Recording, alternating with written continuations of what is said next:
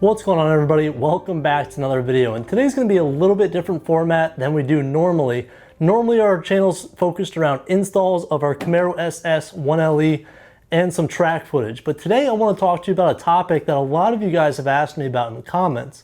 That's how do you get into tracking your car and how do you get involved in time attack? So first, let's go over a few of the different types of motorsports that you can get involved in. Most people get started with autocross, and that's where I got my start as well. I mean, when you're going out to autocross, you're going to a big wide open parking lot, driving around a bunch of cones, and there's very little risk. It's a great way to really understand whether or not you like driving your car in this way, or if you like cruising down the mountain roads. Now, autocross, instantly I was hooked on the side of competition, and I knew I really wanted to move towards driving my car on track. Now, the next step up from autocross is HPDE, and HPDE is high performance driving events. Now, these are open to any skill level of driver. You could be brand new as a novice or be an expert in going to time attack events and using this as your practice.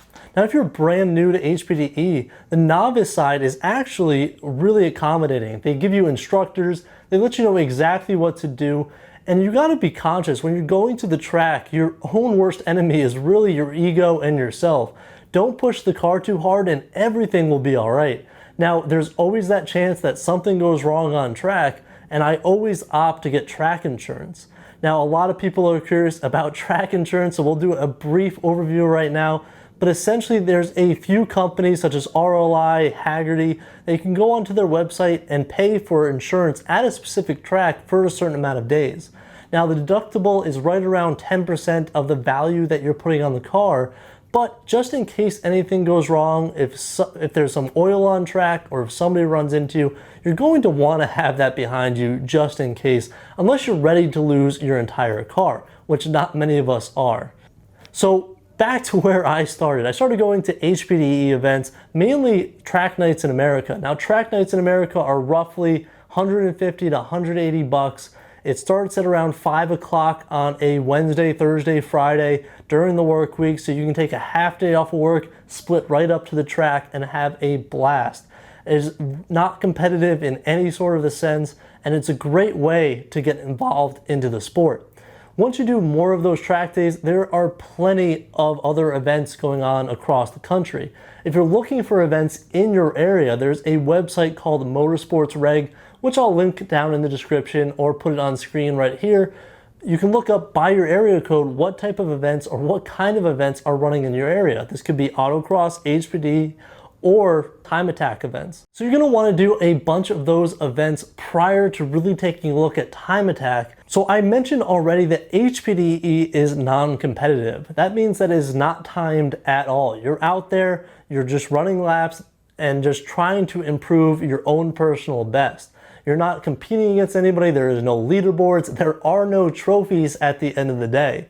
You're really out there just to have a good time and really understand the limits of your car in a safe environment.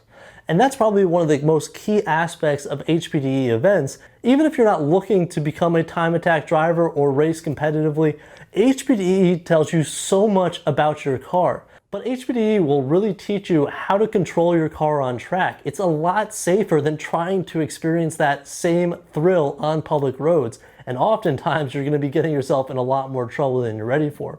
So HPDE provides a safer environment for you to take your car on track. You have track insurance behind you just in case something goes wrong. So it's very low risk once you go all in. Now, if you're looking to move into the time attack scene, there's a few steps that you need to do in order to really get involved. One is really your HPDE experience. You want to have at least 1 to 2 years, preferably 3 or more, in HPDE. What they're really looking for is a resume of experience. They want to make sure that you know exactly what you're doing on track, basic track etiquette, including flags, point bys, passing in corners, and all this other stuff that you need to know prior, because while you're on track, there's a lot going on, all your adrenaline's pumping, and all of those senses already need to be second nature, because then not only are you endangering yourself, but you're endangering others. So they're looking for prior experience before letting you come on track. Now, some of these organizations now require you to have a pro license through the SCCA for time trials. And the way to going about that process is essentially the same. You're going to be submitting a resume to SCCA about your past experience. Some of them require you to take some classes if you're newer to the sport, just to give you a head start in jumping into the events. Now, once you've settled on that you want to do time attack and you want to compete, you've submitted your resume and you got your pro license, what is the experience really like? Again, I showed a little glimpse here at the beginning of this video, but one of my favorite parts of the entire experience around time attack specifically is the community. There's a tight-knit group of people that are all there to support one another. Again, you show up to the track, if something breaks, somebody's there to support you. I mean, it's a great way to meet new people that have a like mind just like you and me. Again, everybody at that point is definitely a car guy. They know everything about cars and that's all they want to talk about. So that's the part that I find the most comfortable and comforting about going to one of these events, is you always know you're going to have people there to support you. Now, when you get on track, you have a whole host of different skill levels, even at the competitive level and even with pro licensing. You have classes ranging from enthusiast to street to limited to unlimited in most series. There are some other time trial series that run based on weight and power, but we're going to address those in another video.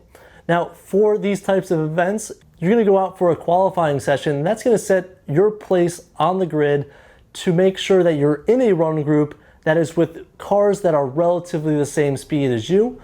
Because again, your car might have 200 less horsepower, but you might be a better driver than the guy with 450 horsepower like myself. It all comes down to driver skill and the ability to use the car around a road course. Typically, it's 2 to 3 days of running the event, and your best time at the end of the weekend is what counts. So you're really looking for that one hero lap. I mean, you heard it in Ford versus Ferrari. There is that perfect lap out there, and that's what all of us are chasing. So not only are you competing against somebody else, but more than anything, when you get on track, you're competing against yourself. You're competing against the grip levels of the car, against the heat soak when you're doing lap after lap, your brakes, but most importantly, you're competing against your own ego and your level of comfort with a corner. So the whole purpose of the event is to bring a bunch of people together and show what their cars can do in a competitive environment. Now, the best way to get started, if you guys are just thinking about this, the enthusiast class within GTA or Global Time Attack and the street class within Grid Life are the best ways to get started. It's really for off-the-road street cars that have very little modifications to go out there and run. It's going to be your best chance to be competitive. Because as you bump up into street and to limited, as our car is behind us, and even unlimited, it gets extremely competitive, but that's the whole purpose. We're all looking to push our builds as far as they can go and push each other. There is very little bad blood, so to speak, across the whole community. Almost everybody gets along, and I think that's one of the most important parts. Now, hopefully this video was able to provide you with a little bit of insight into my side of time attack, why I got involved, how I got involved, and why it's so important to me. And I really hope you guys, or encourage you guys, if you're comfortable, to go out to that first autocross day, go to your first HPDE event, or go to your first time attack event. And while those leaps seem wild at the time, I know my first autocross event, I wasn't ready for it. I didn't think I was ready for it. But once I got there, I felt extremely comfortable. You just got to take that first step. So hopefully this helped. As a quick build update for you guys who stayed to the end of this video, we are right now installing a Studio RSR roll cage. We have our OMP HCER racing seats going in the car as well with our Sparco harnesses. And then finally, we're actually going to be upgrading our OEM seats to include some aftermarket cooling.